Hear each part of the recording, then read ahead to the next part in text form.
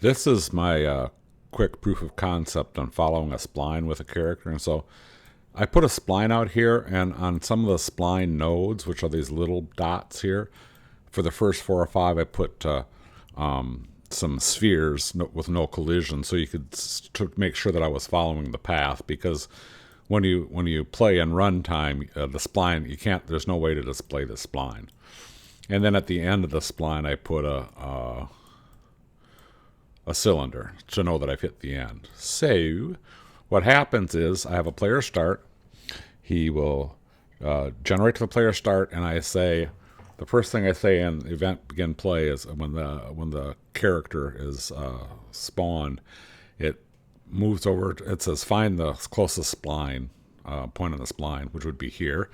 Gets here, and then basically I've got movement control in here that moves him along the spline and until he hits the end. I've also got some stuff, and I've got to clean it up. I also just stuck on a walking animation, but I haven't put in an animation that says when you hit the end of the spline, go ahead and go from a walking animation to an idle animation. But that kind of stuff's easy to add later on. This is just, again, a quick proof of concept, so I will run it. And there I go. I'm walking along my spline. And I end, and there I end. So that's it.